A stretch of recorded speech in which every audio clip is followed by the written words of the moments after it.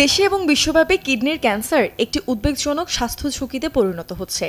বিশেষজ্ঞদের মতে জীবনযাত্রার বিভিন্ন অসচেতন অভ্যাস, বিশেষ করে ধূমপান, অতিরিক্ত ওজন এবং অনিয়ন্ত্রিত উচ্চ রক্তচাপ এই রোগের ঝুঁকি বহুগুণে বাড়িয়ে দিচ্ছে।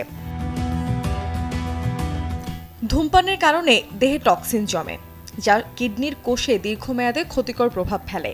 একইভাবে অতিরিক্ত ওজন বা স্থূলতা দেহের হরমোনের ভারসাম্য নষ্ট করে, যা ক্যান্সার সৃষ্টিতে ভূমিকা রাখতে পারে।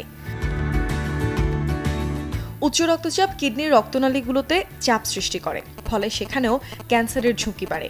অনেক ক্ষেত্রে জিনগত কারণও দায়ী হতে পারে, বিশেষ করে যদি পরিবারের কারো আগে কিডনির ক্যান্সার হয়ে থাকে।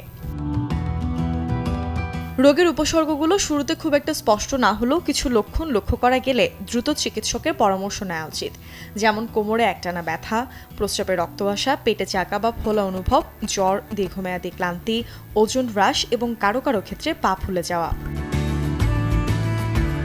কিডনির ক্যান্সার প্রতিরোধে জীবনযাপন এবং খাদ্যাভ্যাসে পরিবর্তন আনা জরুরি। স্বাস্থ্যকর এবং পরিমিত খাদ্য গ্রহণ, ধূমপান বর্জন, নিয়মিত ব্যায়াম এবং উচ্চ রক্তচাপ নিয়ন্ত্রণে রাখতে পারলে এই রোগ প্রতিরোধের এটিই সবথেকে বড় উপায়।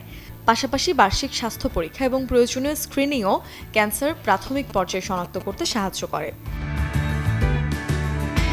সচেতনতা এবং সময়মতো চিকিৎসাই কিডনি ক্যান্সারের বিরুদ্ধে সবচেয়ে বড় অস্ত্র, কারণ প্রাথমিক পর্যায়ে রোগ ধরা পড়লে নিরাময়ের সম্ভাবনা অনেক বেশি।